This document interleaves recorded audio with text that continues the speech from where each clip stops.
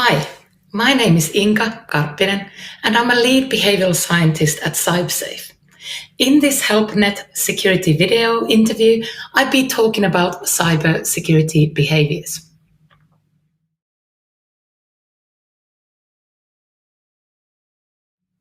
I wonder if anyone can ever be prepared for cybersecurity industry. Certainly, I wasn't leaving the school and deciding to study technology-related subjects at all. Actually, I wanted to be a vet and work with animals. I wasn't even thinking about going to university until I was in my 20s.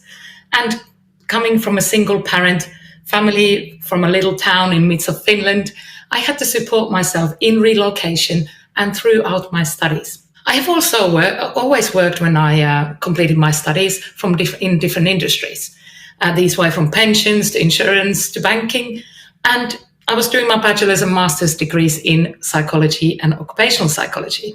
So naturally, I've been interested in organizations and their cultures. Once I started my addiction to learning, I just couldn't stop until I went all the way through the education system, being the first one in my family to ever go through university. For my PhD, I came across UCL's Security Science Doctoral Training Center and their fully funded scholarships. I was one of the 11 to be selected to this cohort of students. I completed my master's in research, which then continued into a PhD in security and crime science. I was supervised by well-known academic, Professor Angela Sasse, and she had a big part to play on this too.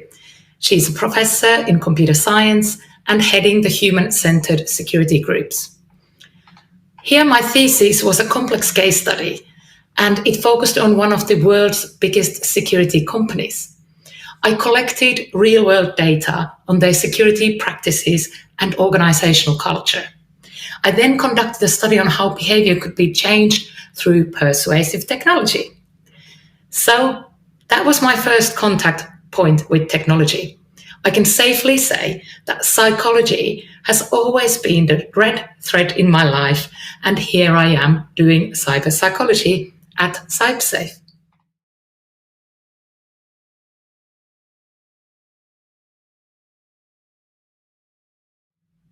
Employees are humans.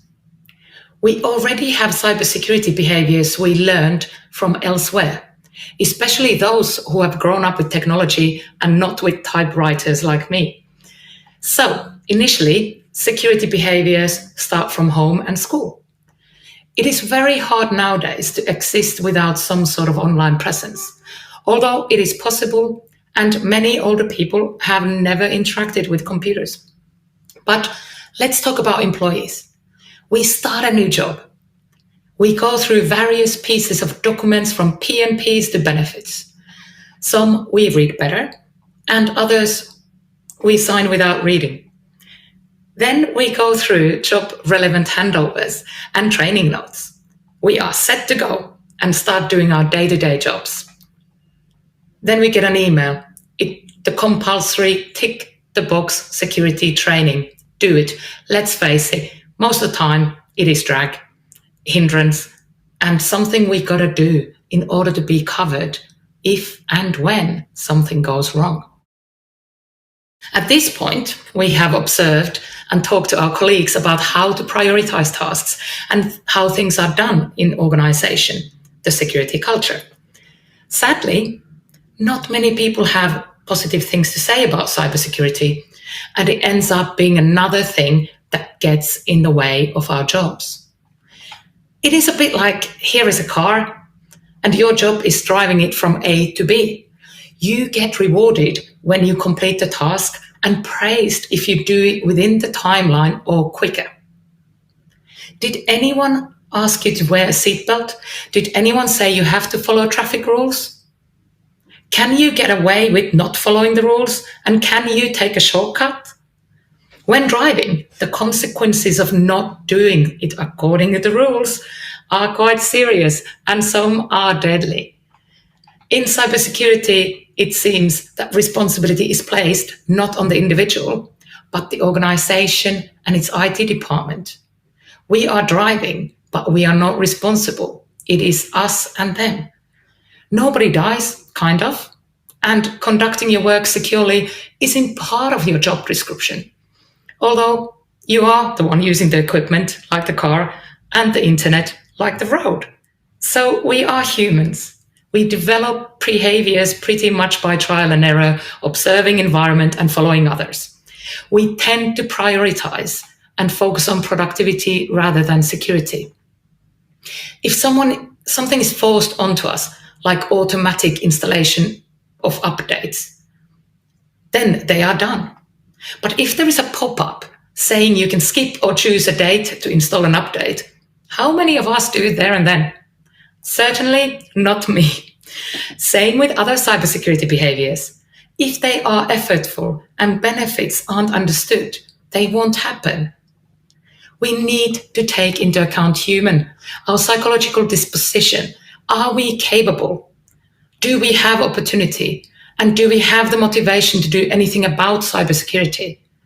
Changing these three aspects are the key. Your personality is a combination of several traits that exist in a continuum. It is like a rainbow of traits guiding our thoughts and decisions daily. The most well-known personality models concentrate on big 5 traits. These are openness, conscientiousness, extraversion, agreeableness, and neuroticism. We can't view them as good or bad alone. The traits have their own strengths and weaknesses that can be linked to moods or events.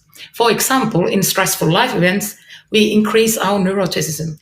Extroverts and introverts seem like a common comparison to us. So extrovertism is often shown in a positive light, but can influence on one's vulnerability to cyber attacks. Extroverts tend to have outgoing personalities and respond to rewards and social attention. These are influencing techniques used by social engineers and often appear in phishing scams. But with the current outlook on cybersecurity, I would stay away from starting to give personality assessments to employees or base any risk scores or decisions according to them. Instead, we can use personality traits in the wider learning and development context to help people in understanding their preferred learning methods and environments. So we can deliver tailored cybersecurity training programs, target specific issues, and keep adapting to learners' needs.